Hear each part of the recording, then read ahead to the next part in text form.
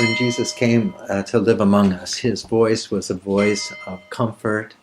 and of hope, a voice of love and assurance. He told us that God loved us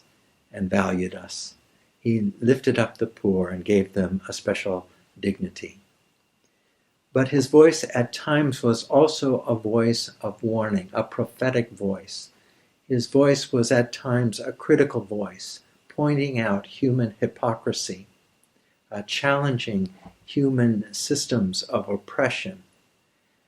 He challenged the religious rulers of his day and the systems that they put in place,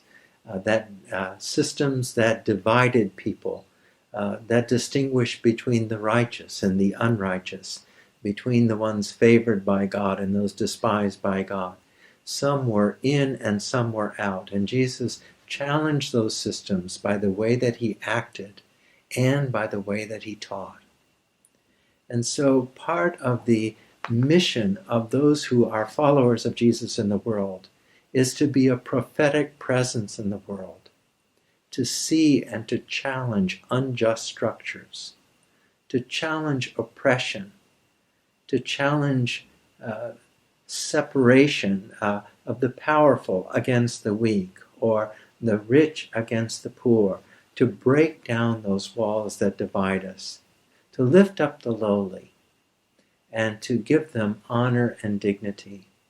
to ensure that they have every opportunity to live into the fullness of their lives. And so we who follow Jesus also take on this mission in the world. This is a mark of God's love and a mark of our witness in the world, our work in the world, our vocation in the world, to challenge unjust structures that oppress and divide people, to challenge violence of every kind, and to pursue peace and reconciliation. Christ came to tear down the walls that divide us, and he urges us to do the same, to reach across the racial and cultural and class divisions that separate us, to stop thinking in terms of we and them, and to see the unity of all people, all of us, created in God's image, loved by God and valued by God,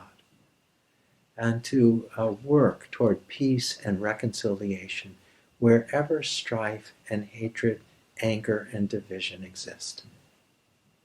So this week we'll be exploring this mark of love and trying to ask how we can live more fully into the prophetic role that God has invited us into, in imitation of Jesus, in imitation of the prophets of God throughout history, who have spoken challenging words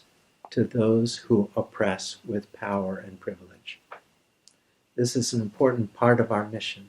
and we consider it this week together in prayer and in dialogue with one another.